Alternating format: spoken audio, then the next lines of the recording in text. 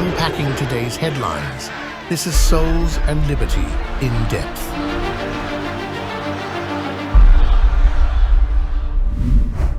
Hello, everyone, and welcome to In Depth, the production of Souls and Liberty, brought to you in partnership with MyPillow.com. This is one of those commentaries that ticks off everyone, an equal opportunity employer one. For the past number of decades, government has been misused largely by Democrats, but Republicans as well. Now, granted, both parties have different motives, but it's been misused nonetheless. Democrats, who long ago absorbed principles of Marxist communism, have used government to destabilize society, but done it in the name of dignity and human rights, etc. Hint, by the way, child murder is not a human right, nor is it healthcare. On the other side of the aisle, corporate America growing in wealth is no guarantee that workers will profit from those increased profits. The government's role is protecting our God-given rights so that society may flourish. That said, the building block of society is not the individual, but the family. In case after case, example after example, the Communist Democrats have elevated the individual to heights and rights that are destructive to the common good. Republican policy has simply ignored the individual with an indifference that treats the individual as a cog in the economic machine. Trump is surrounding himself with a large number of advisors and official appointments that reject both of those established views, and it's not surprising that many of them are practicing Catholics. In fact, Trump won almost 60% of the Catholic vote. But what many Catholics, including those who voted for Trump, may not know is this. Catholic social teaching was hijacked decades ago by theological liberals who used it to weaken faith in the church, trying to reorient the church's mission of assisting souls to salvation to one of making a kind of heaven on earth, a Tower of Babel society, if you will, that paid God nothing more than lip service. And that was on a good day. As they gained momentum in theological circles, liberal Catholics who had gotten into politics began to note the theologian's success, and they copied it. Everything suddenly became about the individual. I'm talking about on the political scale now. Even their right to kill an unborn child, as well as break the law. It's even been raised to the level of claiming that media, for example, can do an evil, distort their reporting, or fact-check one side but not the other, as long as those evil actions are aimed toward a good end. Saving democracy, preventing authoritarianism, blah, blah, blah. Poorly catechized Catholic politicians promote the idea that intention somehow absolves an unfortunate but sometimes necessary evil action. Remember, safe, legal, but rare? If the commies raised the individuals to heights never imagined, the other side sidelined the truth that man is made in the image and likeness of God. They ignored that man is made for community, that God himself is a community, a triune community, a community in unity and a unity in community. Man, in their policy approach, became an isolated being, cut off from all necessary ties and reduced to his porn habit in the basement and his fentanyl in the bathroom. Neither of these approaches to the dignity of man, expressed in community, is ethical. The commies engage in it to degrade man so that their agenda of globalism can be triumphant. The Republicans push their policies so they can be used as a tool for profit. If he happens to have a decent family and so forth in the middle-class suburbs, that's okay, but that's not the goal. All of this has to change and change immediately. Babies are not something to be terrified of. Emotional illness is not something to be mocked. God's truth for man is not some byproduct of the patriarchy. Catholic social teaching cannot be allowed to be perverted by some liberation theology misreading or an overemphasis on pure capitalism as a good in and of itself. Almighty God desires, wills a good outcome for man, and man, even governments, must rule themselves and as individuals themselves accordingly, or the societies they rule will end, and when the next government stands over our grave, they're not going to care if we died from greed or an evil ideology. Right, today we're going to go take a look at the election integrity issue and where that all stands right now, because it's still going on. the question of requiring voter ID, paper ballots, manual counts, same-day voting, relitigating 2020, questions of justice, as well as deterrence, and all of it is bound up in this. So joining us for this discussion is our friend Patrick Kolbeck, who we first encountered in the fallout of the 2020 election. Hi, Patrick. How are you doing? Great to be with you, Gary Michael. Good to have you on, as always. You know, we first met back in the 2020 fallout, as I just mentioned. What do you see as different between 2020 and 2024, aside from the fact that Trump won? Well, yeah, it was a little over a month ago that I think America literally dodged a bullet in that election, and Donald Trump was reelected president after a good 4 years to go off and consider what they were doing to him during his first term. So I think that's food for thought there. But I'll tell you that for those who think that is evidence that there's no issues with our election system, look no further than over a dozen congressional seat races that were still being counted over a week after the election was supposedly closed. And in my home state of Michigan, we had a very close U.S. Senate race that was decided by about 20,000 votes. So the election system is by no means secure from my perspective. I think what we had in the 2020 election was we had a candidate in President Trump that was once in a century candidate, let's face it. I mean, he put together a coalition of Democrats and libertarians featuring the support of folks like Tulsi Gabbard, Joe Rogan, Elon Musk, Robert F. Kennedy Jr. I mean, those were all people that were in his camp. And so he literally did run a campaign that was too big to rig. That didn't impact some of the down ballot races, though. And that's where a lot of the focus for fraud happened. And I'm happy to say a lot of the meddling kids, as I like to call them, all the election integrity advocates all across the board, doing the work of the people that we pay to go off and investigate these things.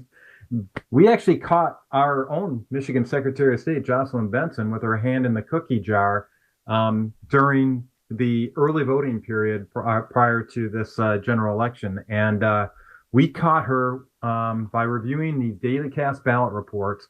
We caught her casting 125,428 illegal votes in a presidential election decided by about 80,000. Now, when we caught her, she hit the reset button on the data on what we call our qualified voter file that holds the voter history. Mm-hmm. She hit the reset button on it, and we believe she erased 125,000 illegal votes in the state records to keep herself from being caught. And I honestly believe that's one of the reasons why Donald Trump was designated the winner in Michigan, is because we didn't let her get away with that.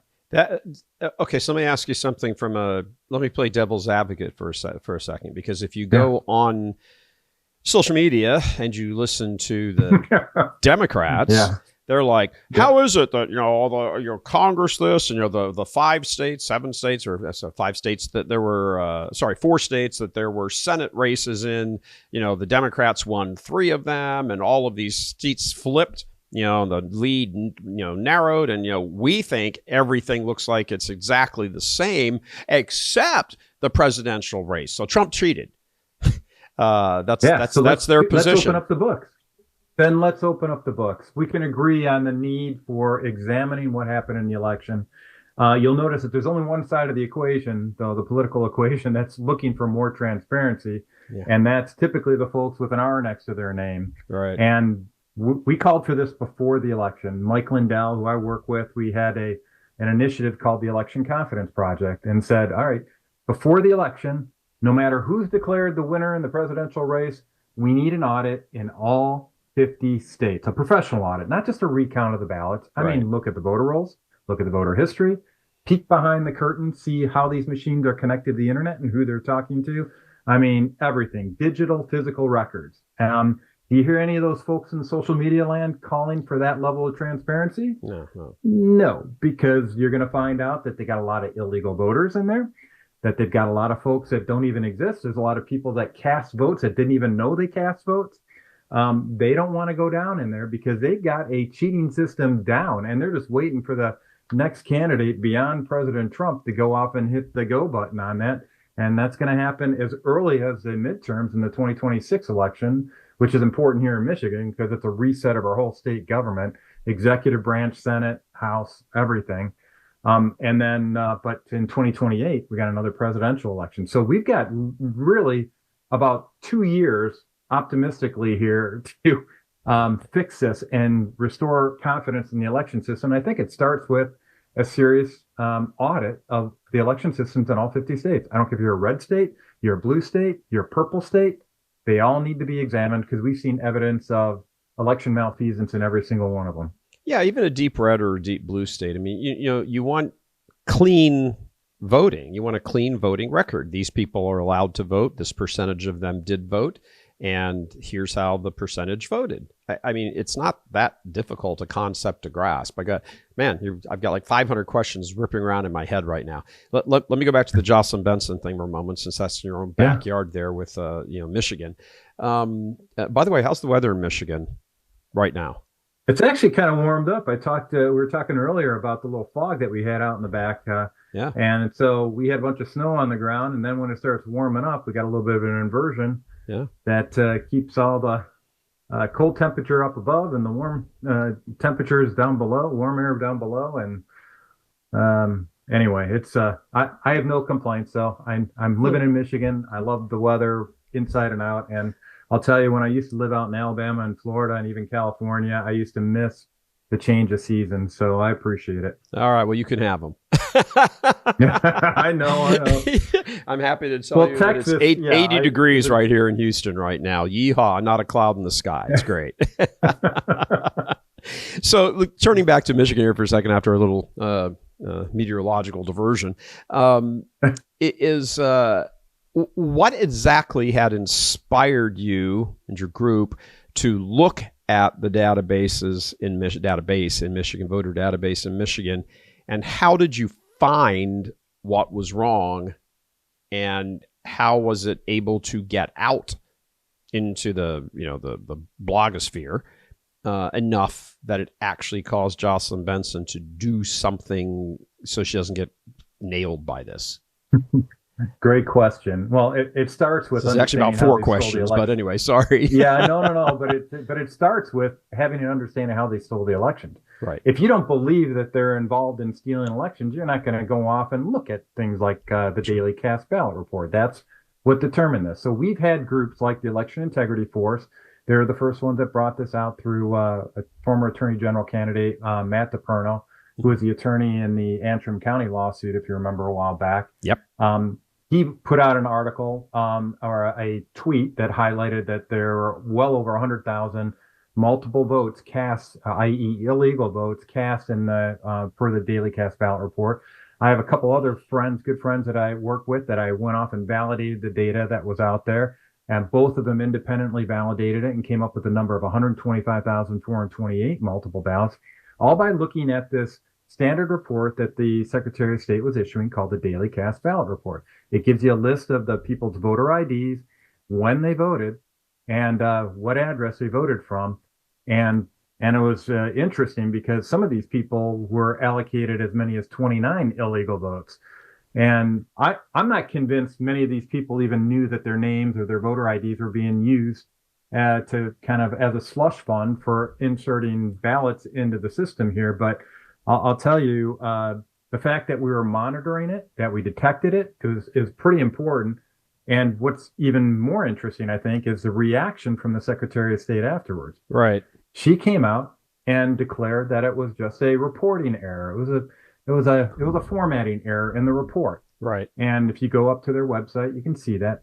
But when you actually go off and she held a press conference to say that, right? Wouldn't she hold a press conference to say, "Oh, this happens to all kinds of states. We need to fix this." Yeah, she loves the media to try to give us the impression that it's a transparent election with no problems at all, and we're taking care of it all. Anyway, I have I have a whole bunch of things to share with our new Department of Justice about Jocelyn Benson once they get in office on January 20th.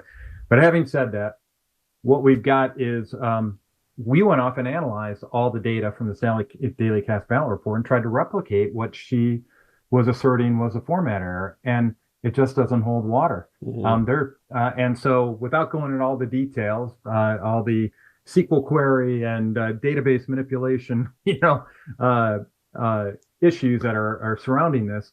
Bottom line is, I think there's pretty good evidence that she's lying about it. And further evidence of that fact is that when I issued FOIA requests asking her for the actual script that she used to generate this report so we could actually replicate it using the exact script that she used for this report, she denied that FOIA request. When I asked for communications around her discussion of these illegal votes, she actually came back and charged an exorbitant amount, like over $5,000, just for a series of emails over a 42-day period. It was obvious she didn't want us to get access to that. So no, I think the reaction to it was probably more of an indication that there was fraud than the actual numbers of illegal votes. Because if I were in that position for where Jocelyn Benson's sitting, I would have opened up all the books and said, nope, here guys, here's exactly what happened. And yep, there was a math error on this stuff. We've corrected it. And now all the books are fine. But instead, she's trying to convince us that none of those illegal ballots were cast. And she can't say that in Michigan. There's no way of knowing whether or not these illegal voters cast an illegal ballot because we have a secret ballot in Michigan. Right. So if I've got a bunch of ballots here, I don't know who voted them. So I don't know if it was one of these illegal voters. Right. Yeah, it is very, the system. I mean, Elon Musk put out a tweet, the sort of the way the system is engineered, at least in blue states, it's almost guaranteed to assure fraud. The question is, what degree of fraud? Would it be outcome altering fraud, or is it just, there's kind of fraud in every election and there's also some honest mistakes in them, and how does that all pan out in the end? Does it affect who won or who didn't win? In Michigan, your assertion is sure as heck it affects who wins. Yeah, and I've actually been working with some folks in Detroit, former Democrats, that are now just tired of the way the system's rigged. And I had a theory. I've had a theory for a long time in the city of Detroit, and you're very familiar with the city of Detroit. Sure. The actual voter turnout, I've always had a theory, is around 15 to 20%. Now, Detroit is the largest municipality in the whole state, but the reported voter turnout is anywhere between 60 and 70%. 50% of the the registered voters in that city, around 200,000 plus voters, is a significant slush fund for anybody who wants to go off and sway the results of the election.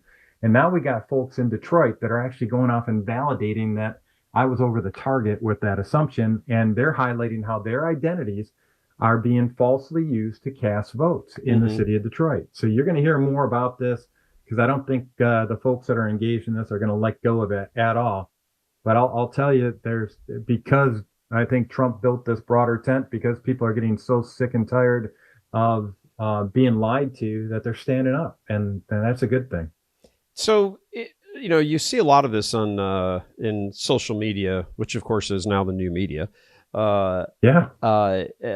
include ourselves. It's more reliable than the traditional media, for sure. It certainly is. I mean, I think most of what happens on social media that's off base is off base just because of people jumping to conclusions and not having had any sort of real professional media experience as far as the process, not the ideology, but the process. And there is a process. You have to vet your stories and make sure you've called and make sure you've understood it correctly. And, you're dealing with people who are actual experts.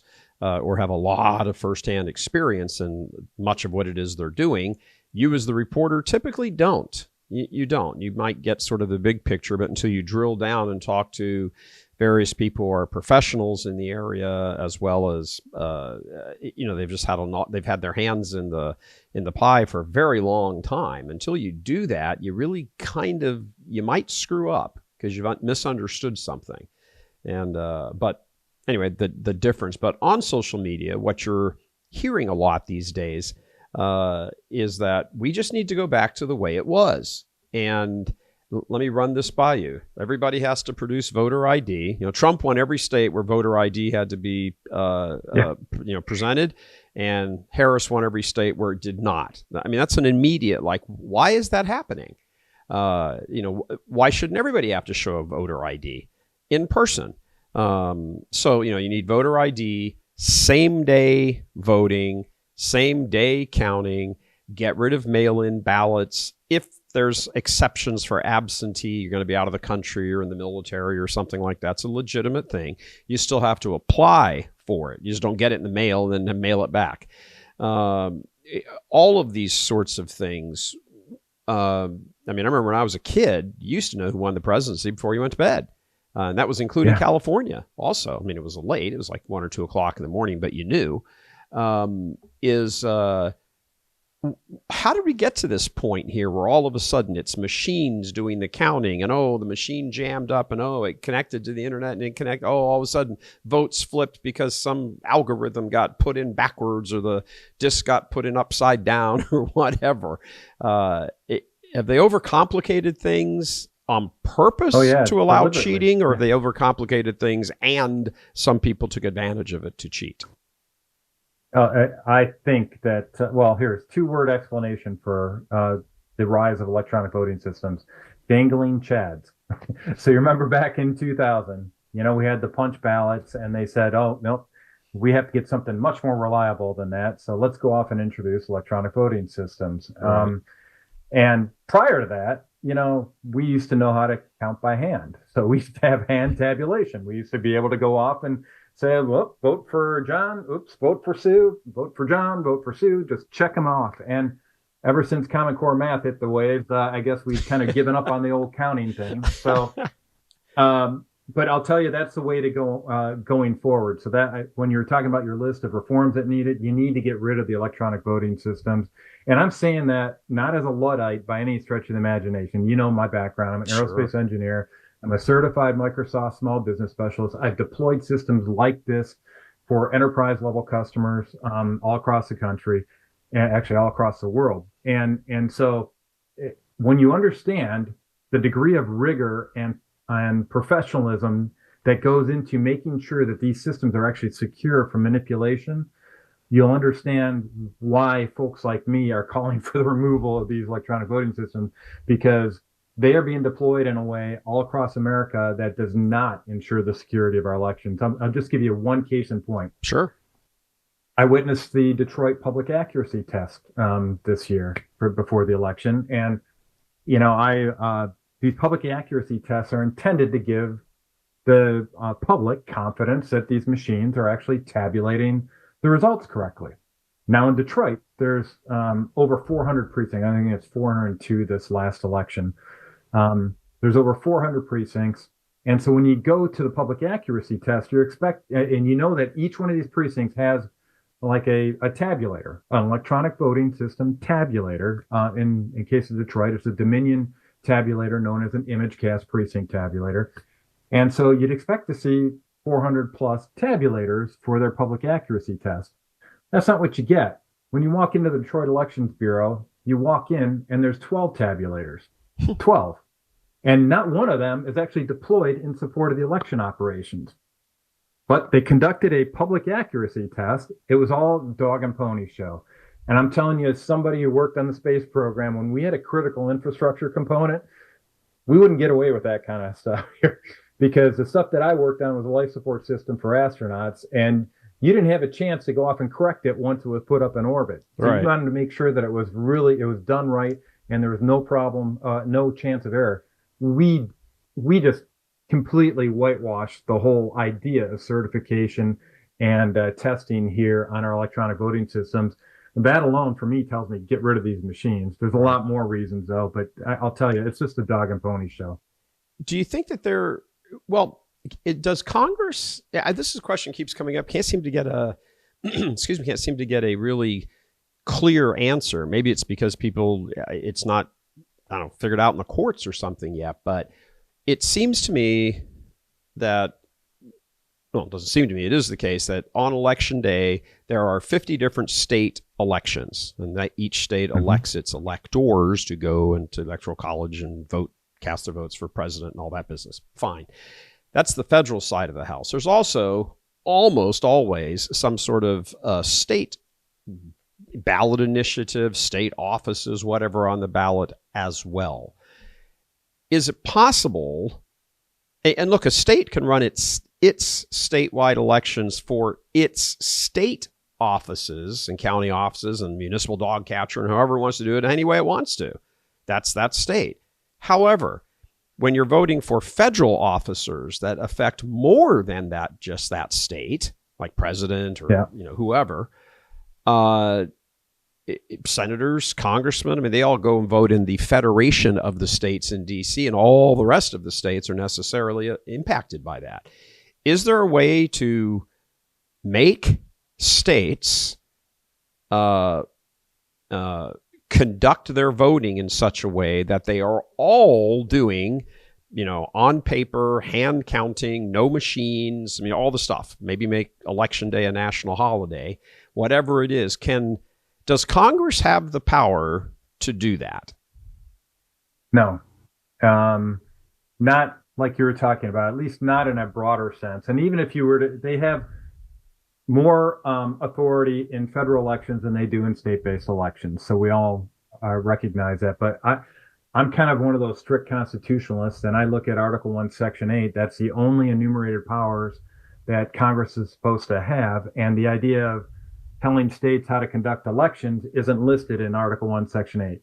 Now, there is a measure in there around setting up standards. So the idea of standard weights and measures. So I think there's plenty of room for the federal government to go off and define things like an audit standard for elections that should, have sufficient rigor to determine whether or not an election was conducted with any degree of professionalism at all. But that would be just so I'm clear, that would be an after the fact voting day, not beforehand. Not necessarily. No, there's two elements. I mean, there's multiple elements to auditing an election. Number one, before the election, you want to make sure that all of the election procedures are performed in accordance with state statute, with federal statute, with the Constitution.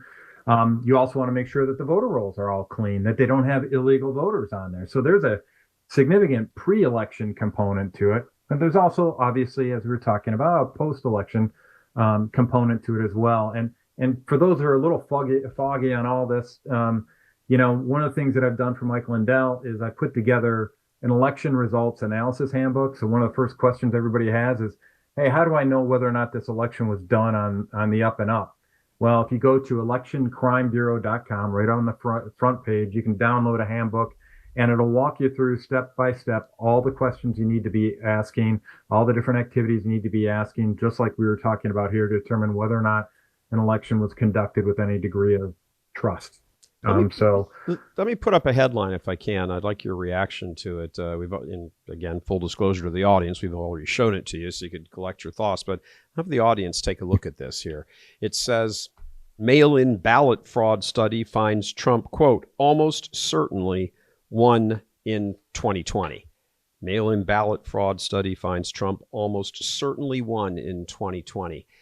Lots of reactions to that, Patrick. First of all, you familiar with that? And I don't think that disagrees with many things that lots of people were saying right afterwards and for the past 4 years.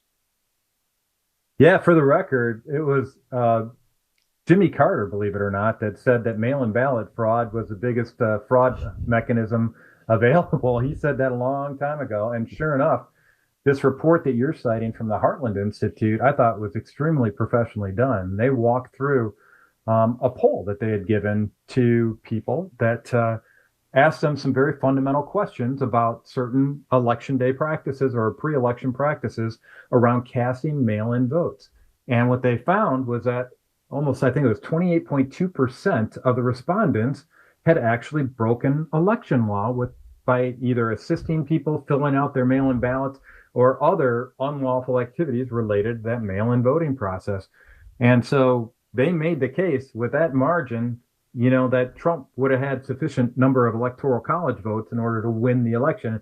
And I agree wholeheartedly. It's part of what we've been trying to make the case on for the last 4 years. That's why I'm still investigating election fraud, even though I'd much rather be talking about something else with my life right now. It's just so important. And to this date, just to put this in context for mail-in ballot fraud, to this day, there's over 300,000 fewer voters who voted in the 2020 election in the state of Michigan than ballots cast. Over 300,000. The margin of victory is 154,188. That's per the Secretary of State's official record. So and the way you get that kind of disparity is with mail-in ballot fraud, where you're casting ballots on behalf of illegal voters or people that don't even exist or are people dead. that do exist, but you're casting it in their behalf. Right. I mean, like what's going on in the city of Detroit. So no, this is a big deal. And I'm glad they got it there. I've got other proof that it wasn't lawful, obviously, in the state of Michigan. I mean, Wayne County was never lawfully certified. So you could never lawfully certify the state with Wayne County votes, which means Donald Trump was the actual winner by law in the state of Michigan, but that's not what happened, obviously. Yep. In 2020, we're talking about, one of the things I think that's like frustrating for people is you keep hearing about all this stuff constantly. The constant GOP effort in Arizona, for example, it came down to, what was it, 17,000 votes, I think, at 2020 presidential. And then you've got this weird anomaly here in 24 that, 100,000 people who voted for Trump turned around and voted for Gallego, the Democratic senator. You're like, what? Really? Can I go out into like a shopping mall in Phoenix and just like hold up a microphone and a camera and say, hi, did you vote for Trump? And then his antithesis over there on the Senate side, did you? It just seems weird. I mean, ticket splitting is sure, it happens. Used to happen a lot more in the past. Doesn't seem to happen anywhere near as much as it does now because of the ideological rift in the country. But you keep hearing about all these things, but nothing ever seems to happen. Nobody ever gets hauled in front of a court. Nobody ever gets charged with, election interference. I'm talking about big name people. I don't mean the occasional county clerk that, took a bribe to stick 10,000 votes in somewhere. I'm talking about like up on a big level where all this stuff is kind of patterned. Nobody ever gets hauled into court. Nobody gets charged. Nobody gets, dragged in on charges of election interference and, treason or nothing. Just nothing ever happens. It's like, oh, here's another study. Look what we found. Oh, this is bad. And then it goes away. Why is that? And do you think that's going to stay this way after January 20th? Yeah, I've been reflecting on that myself. And I think one of the biggest reasons is it takes a long time to go off and collect all the evidence of malfeasance. And the reason you see a lot of more court cases to overturn election results for dog catcher races, for township trustees, for school boards, that kind of stuff, because they're much more contained. You've got maybe 1 or 2 or 5 or maybe even 10 precincts to go off and get the data for and evaluate it. When you're talking about a presidential race, I mean, now you're talking about collecting all the data from Michigan, from Arizona, and it takes time. And I'll tell you from my own personal experience, in order to overturn the results of an election, you have to file a lawsuit calling for what's called a writ of quo warranto, which essentially says, show me proof that you deserve to win, which essentially is what an audit would be in a professional context, right? It's like the IRS saying, okay, that's good. You can't just change the math on your 1040. I want to see all your receipts. Essentially, a writ of quo warranto saying, I want to see the receipts.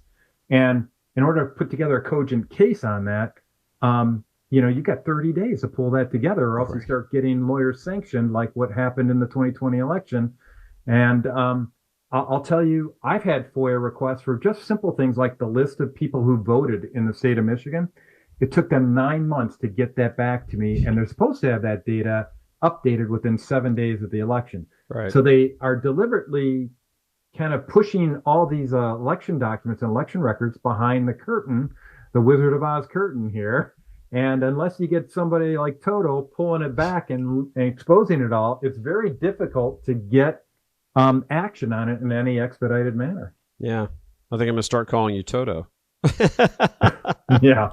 Well, all right, Patrick, we got a lot of Totos out there. Well, there's a lot of Totos, but you're certainly Michigan Toto. That's for certain. I know you're not alone. That's not to disparage anybody else by any stretch, but you have you've sort of grabbed this bone and not let go of it, and God bless you for it. We're going to take a little quick break here. Before we do, just want to say to the audience, if you are content and happy with the sort of information we bring you here, and we've really designed it to be one-stop shopping, so you can look at big giant issues and then boil them down into the weeds and get down there and say, oh, now I understand that better.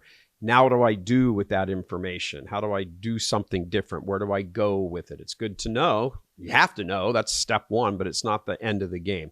That's what we do here. We, put things out in front of you, inform you, help you understand them from a 60,000 foot point of view, and also right there in your own backyard.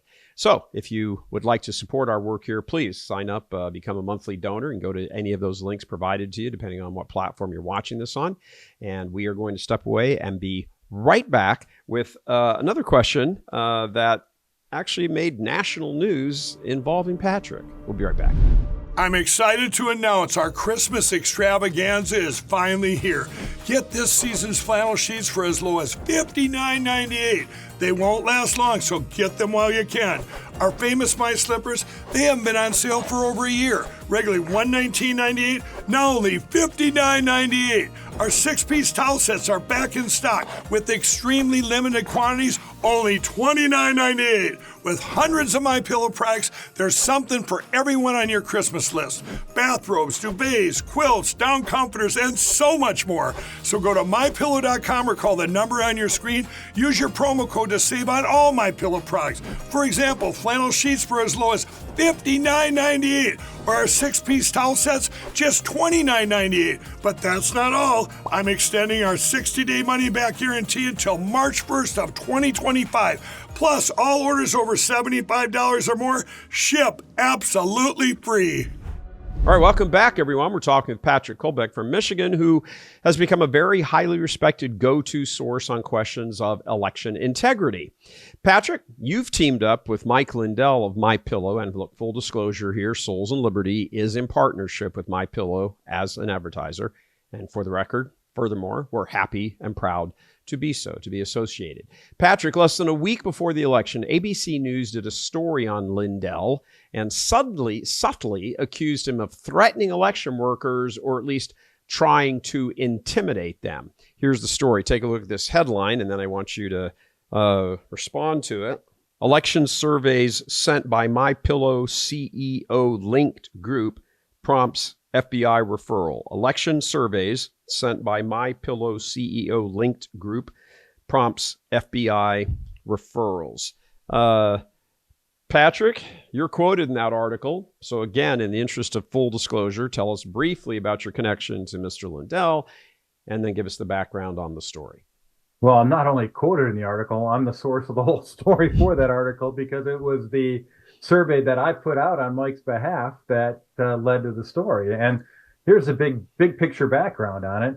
Many people in the wake of the 2020 election were concerned that we had our electronic voting systems connected to the internet.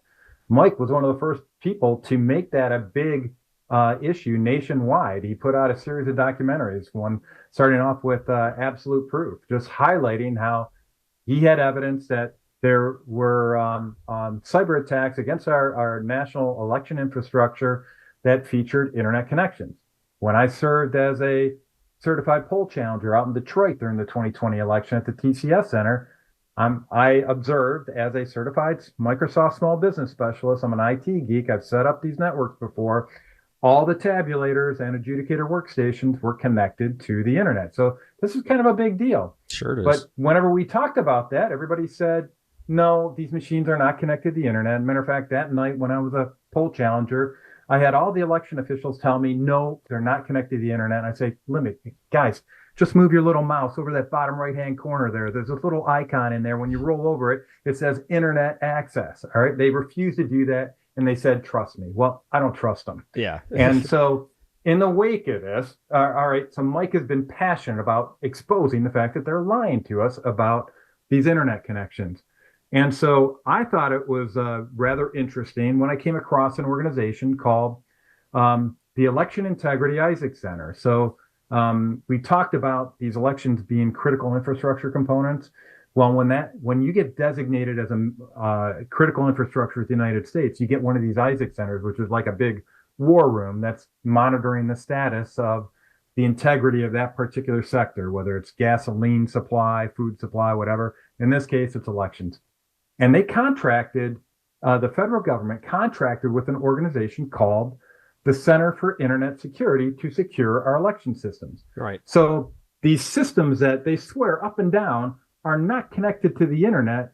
They used an organization called Center for Internet Security to secure these systems from malfeasance. They're not very subtle. What I thought was kind of worthwhile is to notify all of our election officials all across the country with a survey. I said I had a 2022 membership list in this EI Isaac that listed all the county election officials, state election officials, et cetera, that were in there. So the survey was just going in and validating in 2024 who's still a member of this. It was branded with Election Crime Bureau. It wasn't branded as if it was the Center for Internet Security or any of these guys or anything like that. But they tried to make everybody seem like that was the case. But listen, all we were asking is, are you a member or are you not a member? And if you are a member, are you still deploying what they call Albert sensors, which essentially are little listening devices on the elections where they get privileged access to election records like vote tallies, voter history, voter registrations that nobody else, the general public, doesn't have access to. So this private company had access to all that. So fundamentally, what I was trying to do is bring people's attention to the existence of this organization having access, privileged access to all this sensitive information. And let's just say these guys did not want anybody to know that they were operating behind the curtain on this. And I guess I was a bit of a Toto by pulling that back and saying, hey, all these county election officials, state election officials, did you know this is the organization that's securing your systems that are, quote unquote, not connected to the internet? Yeah. So they didn't not want connected. that known. And, yeah. Well, a little, not exactly a lane change, but let's just say an on-ramp. Well, before you merge. go to the lane change, Sure. Just a quick pointer. If people want to find out what we were talking about with this organization, go to the Election Crime Bureau, click on advisories, and you'll see a pretty detailed little guide. That's what we were pointing these election officials to so that they'd have the full story. So Yeah, sorry it's about not that. very Go ahead. no, Change it's lane. perfectly fine. Good for you. But yeah, the teeny bit of a lane change here. I'm just kind of, I want to point out to the viewers the following. If we can bring that graphic back up here, election surveys sent by MyPillow CEO linked group prompts FBI referral. The word there that you want to pay attention to is the verb prompts, FBI referral. So something happened. Everything that Patrick's work was doing here, like directing county election officials, hey, just be aware this is what's going on, and can I ask you a few questions? That activity prompts an FBI referral. So you got to get something in the title, in the headline, if you're one of these Marxist media types that makes it seem much more gloomy and ominous and threatening to democracy than possible. As much as you could possibly do that. So prompts an FBI referral. What does that mean, actually? Well, it doesn't actually mean anything. I could pick up the phone right now and call probably shouldn't use Patrick as an example because they'd probably take me up on it. But I could, I could call up and say, "Hey, FBI office here in Houston. I just want to let you know that I'm referring to you a case of this lady who sells umbrellas on the street corner, and I don't know. I think she might be a Russian asset," and hang up the phone. Well, okay, that's an FBI referral, and it was prompted by what I said. That headline means absolutely nothing, yet here it is. It's an ABC News headline. Again, trying to drum something up and make it look bigger than what it is. Have you been contacted by the FBI, Patrick? No. In any way, shape, or form, knocking on the door, email, letter, anything? No, other than them tapping into this internet broadcast that we're engaged in right now, probably nothing at all. I mean, so you don't have any attorneys who've gotten a contact from the FBI and said, "Hey, we need to bring you in for questioning." Nothing like that. No, I don't think they like the way I operate because I don't hold any of the data to myself. I make sure everybody else has it. Exactly. So there's really nothing to be gained for them to go off and play their usual games on that. But here's another, kind of behind the story type of factoid that I think is important for everybody to know. Sure. you remember me talking about the election integrity partnership? Mm-hmm. So you're talking about misinformation, disinformation. There was a group that was put together that colluded with the federal government. And by the way, this isn't just me saying this. There was actual congressional report by the Weaponization of Government Committee that stipulated everything I'm talking about here. What they did is this election integrity partnership colluded with organizations like the Center for Internet Security to create a misinformation, disinformation reporting portal so that they could track incidents like, hey, Colbeck or Lindell are saying that the machines are connected to the internet. We got to go off and put out our 4 a.m. talking points to say, hey, they're lying, or let's get ABC News to run some fake story on this, or just censor us altogether so that nobody, we're a tree falling in the wilderness that doesn't make a sound, right? That's kind of their modus operandi. Well, the Center for Internet Security was at the center of all this. They're the ones who created this misinformation reporting portal.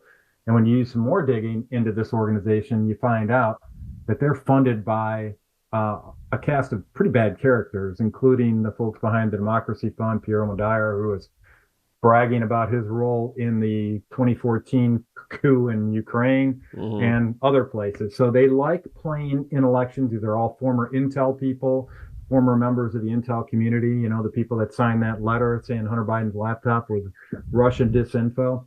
This is all part of a bigger psyop, a bigger influence op. And so the fact that the same organization that has privileged access to all of our sensitive election records is also the same organization telling us what we can talk about or not talk about regarding election fraud seems a little suspect to me. You think so? Yeah, you think so. So misinformation, disinformation. Yeah, I do want to change lanes here and talk about the media stuff of this. 4 years ago, it was very difficult to get all of this type of information out. When Twitter was Twitter, before Elon purchased it in 22, and it became X eventually, there really was no place to go. If you put something out like this on YouTube, you get censored or pulled down or demonetized or taken off, access for a week or whatever. As things roll along, it became clear there is no outlet for all of this. I mean, there's word of mouth and everything, but ABC does one story and 25 million people see it.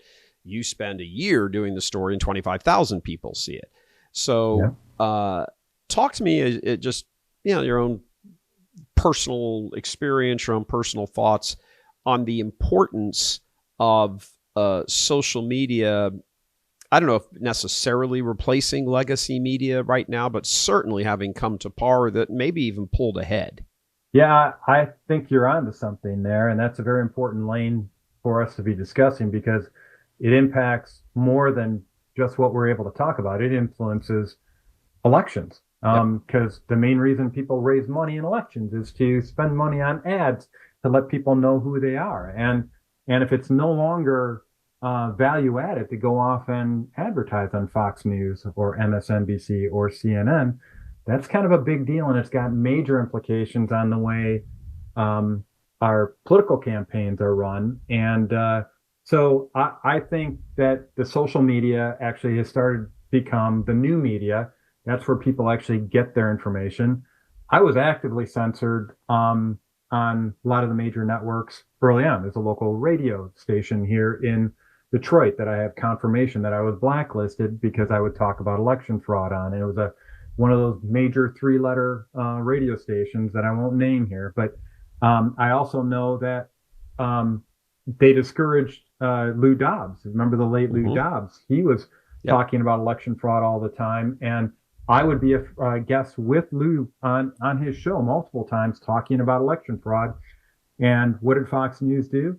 Even though Lou Dobbs was their #1 talent on Fox Business Channel, he was let go. They let go of him because he was talking about stuff that they didn't want him to talk about. And you can make the case for the same thing happened to Tucker Carlson on Fox News. And when you heard Tucker talk in his first Twitter broadcast here, Twitter space, he put a little teaser as to what was really happening in broadcast TV at the tail end of that, where he said, guys, you're being told what they want you to hear. That's it. And anything else that would make sense for you to know, you're not allowed to hear about it. It harkens back to the old Soviet Union and Pravda and the Ministry of Truth, if you will. That's what's happening right now in America. And the beautiful thing about Elon Musk's purchase of Twitter and X, if you will, and converting it to X, is that now we got one major mechanism for getting around that. Also, that's the main reason why Mike Lindell put together the Frank Speech platform. Mm-hmm. It's because he was actively getting censored, and by all kinds of different broadcast networks, even folks that we think were on our side, like Newsmax. Right. They actually had a case where the anchor walked off the set when Mike mentioned election fraud, and so now the idea of having a diverse ecosystem of channels where people can access information and let them be consumers of news, and when somebody is consistently telling them the truth, you go to that station and you don't bother with the ones who've been caught lying to you over and over again. I think it's powerful, and I think it's a good lane change to get into, because I think it's a seismic shift in this whole process of how we get our information and how we make informed decisions as voters in upcoming elections. Yeah, it's very, obviously, my background's 40 years essentially of media, and the sea change that I've seen, I don't know that I would necessarily say it was, at least nowhere near as ideological then as it is now, with major media and traditional media, local TV news, networks, that sort of thing, electronic media I'm talking about. But print media would come into this as well. I think it was just sort of a sense people got into media back in the day. And I mean, in the 1970s, lots of people got in because they wanted to do some good. And they saw things like the Vietnam War, for example, and government lying about it as something that needed to be exposed. And, so had this sort of big J on their chest and thought, journalism is the way to go, keep, hold, truth to power and blah, blah, blah, and all that and everything. But somewhere along the way, that just started this snowball effect where it drew more and more people into it who just said, I just want to destroy this particular thing and supplant it with this evil. But because my intentions are good, then it doesn't matter if the evil's an evil or not. Look at all the rallying around, for example, Roe v. Wade, by mainstream traditional media. I mean, that is their sacred cow. They will not give an inch. They won't give a millimeter on that issue.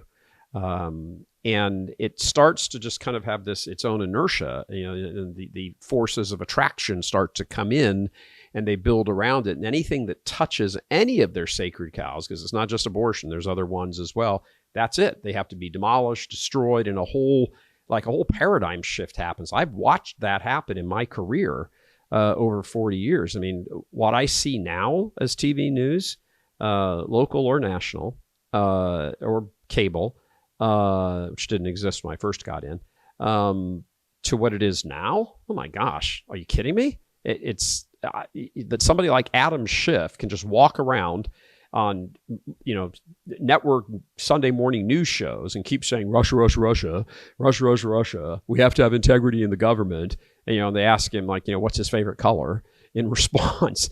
It's just mind numbing to me. I got in this back in the early 1980s, and it's off the charts now. I, as a professional journalist, could not be more happy that world has been blown up, and that's the world where I learned my craft.